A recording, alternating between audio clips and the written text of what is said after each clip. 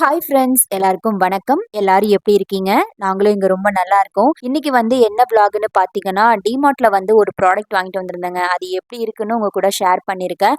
அதுவும் இல்லாம என்னோட வெயிட் லாஸுக்கும், வெயிட் மெயின்டெனுக்கும், ஹேர் க்ரோத்துக்கும் என்னென்ன ட்ரிங்க்ஸ் எடுத்துக்கிறேன்னு சொல்லிட்டு இதில் நான் ஷேர் பண்ணியிருக்கேன்.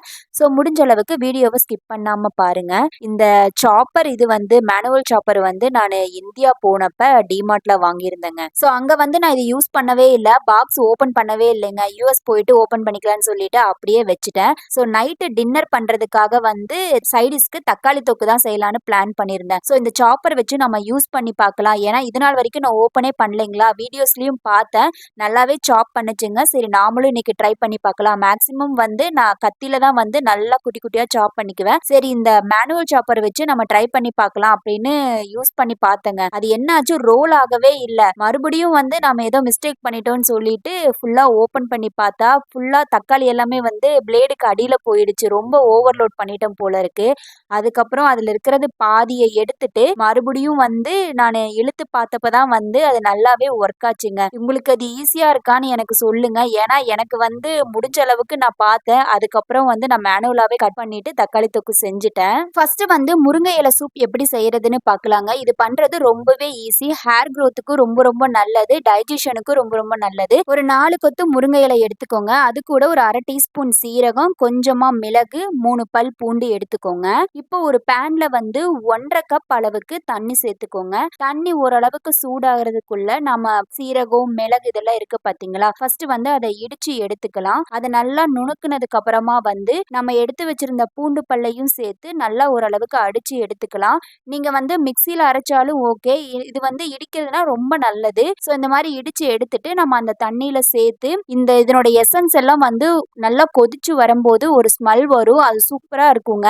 இந்த மாதிரி ஸ்மெல் வந்ததுக்கு அப்புறமா நம்ம எடுத்து வச்சிருந்த முருங்கை இலையை நல்லா வாஷ் பண்ணிட்டு நம்ம அதுல சேர்த்துக்கலாம். ஆனா முருங்கை இலை சேர்த்துனதுக்கு அப்புறம் ஒரு 1 or 2 மினிட்ஸ்க்குள்ள ஆஃப் பண்ணிடணும்.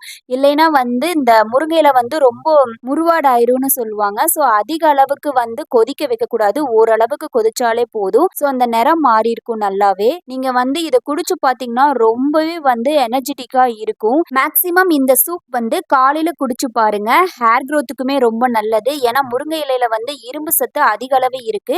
ஸோ வாரத்துல 2-3 டைம்ஸ் ஆவது இந்த முருங்கை இலை பொரியல் பண்ணி எடுத்துக்கிறது நல்லதுங்க. ஏன்னா இந்தியால இருந்து இங்க வந்தக்கப்புறம் எனக்கு முருங்கைக்கீரை கிடைக்குமானே டவுட்டா இருந்துச்சு. ஆனா இங்க ஓரளவுக்கு எனக்கு கிடைக்குதுங்க. ஸோ நான் இந்தியால ஃபாலோ பண்ண மாதிரியே தான் இங்கேயும் நான் முருங்கை இலை சூப் எடுத்துட்டு இருக்கேன். பொரியலாவும் இன்டேக் பண்ணிட்டு இருக்கேங்க. நெக்ஸ்ட் ரொம்ப ஈஸியா செய்யக்கூடிய ஆம்லா ஜூஸுங்க. இதுல அதிக அளவு அவ்வளோ சத்து இருக்கு. நான் இங்க யூஎஸ் ரொம்பவே மிஸ் பண்ணது இந்த ஃப்ரெஷ் ஆம்லா தாங்க. ஏன்னா எனக்கு இங்க ஃப்ரோசின்ல தான் கிடைக்கும். ஸோ அந்த ஆம்லா ஜூஸ் எப்படி பண்ணணும்னா, ஒரு 4 கொத்து கருவேப்பிலை, கொஞ்சமா இஞ்சி, ஒரு 2 ஆம்லா எல்லாத்தையும் நல்லா க்ளீன் பண்ணி கட் பண்ணி எடுத்துட்டு ஒரு மிக்ஸி ஜார்ல மாத்தி நல்லா மையா அரைச்சி எடுத்துட்டு நீங்க தேவையான அளவு தண்ணி சேர்த்து அதை ஃபில்டர் பண்ணிட்டு குடிச்சு பாருங்க. ஃபர்ஸ்ட் ரொம்ப துவர்ப்பா இருக்கிற மாதிரி இருக்கும். ஆனா ரொம்பவே ஹெல்த்துக்கு நல்லது. நெக்ஸ்ட் ட்ரிங்க் தண்டு ஜூஸ் தாங்க. இந்த தண்டு ஜூஸ் டெய்லியுமே எடுத்துக்க கூடாது.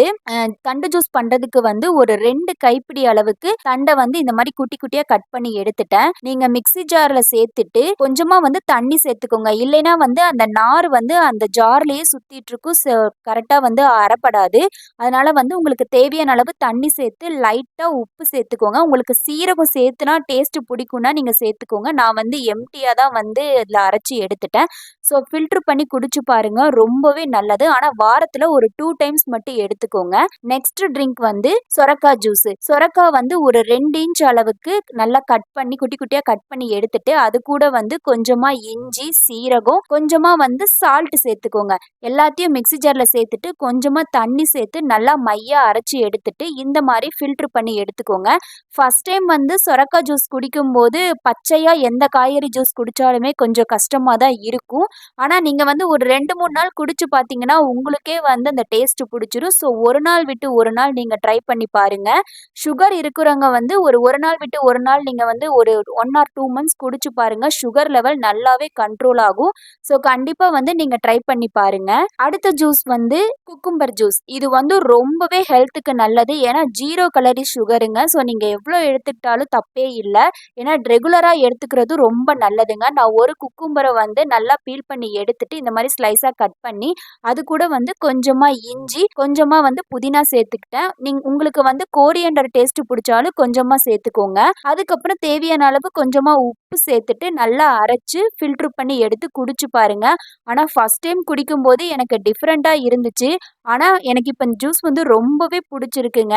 லாஸ்ட்டா நம்ம பார்க்க போற ட்ரிங்க் வந்து என்னோட ஃபேவரைட். ரொம்ப வருஷமா நான் குடிச்சிட்டு இருக்கிற என்னோட ஃபேட் கட்டர் ட்ரிங்க் தாங்க. கிட்டத்தட்ட வந்து இத நான் 2020ல இருந்தே நான் குடிச்சிட்டு இருக்கேன். இது பண்றதுக்கு வந்து 1 டீஸ்பூன் சீரகம், ஒரு 1/2 இன்ச் அளவுக்கு இஞ்சி, ஒரு சின்ன துண்டு பட்டை, ஒரு கிராம்பு. இதுல வந்து நீங்க வெந்தயம் சேர்த்துனாலும் பரவாயில்லைங்க. ஏன்னா உங்களுக்கு சளி பிடிக்கும்னா நீங்க ஸ்கிப் பண்ணிக்கோங்க. இல்லைன்னா ஒரு 1/2 ஸ்பூன் அளவுக்கு வெந்தயம் சேர்த்துக்கோங்க. இந்த மாரி 1 1/2 கப் தண்ணி சேர்த்து அந்த இன்கிரீடியன்ட்ஸ் எல்லாம் சேர்த்து இந்த மாரி கலர் சேஞ்ச் ஆகுற வரைக்கும் நல்லா கொதிக்க வச்சு எடுத்துக்கோங்க. அத நல்லா ஒரு ஃபில்டர் வச்சு ஃபில்டர் பண்ணிட்டு, லைட்டா வந்து லெமன் ஜூஸ் சேர்த்துக்கோங்க. உங்க லெமன் டேஸ்ட் புடிச்சா நீங்க ஆட் பண்ணிக்கோங்க. எனக்கு பிடிக்குங்கிறனால நான் ஆட் பண்ணியிருக்கேன். ஸோ ரொம்பவே நல்லது. நைட்டு மேக்ஸிமம் இத குடிச்சிட்டு தூங்கி பாருங்க. டைஜஷன் வந்து ரொம்ப நல்லாவே இருக்கும். இந்த ட்ரிங்க்ஸ்ல வந்து உங்களுக்கு எது செட் ஆகுதோ அத ட்ரை பண்ணி பார்த்துட்டு உங்க ஃபீட்பேக்க எனக்கு கமெண்ட்ஸ்ல ஷேர் பண்ணுங்க. நெக்ஸ்ட் ஒரு இன்ட்ரஸ்டிங்கான லாங் வீடியோல பார்க்கலாம். Thank you. பாய்.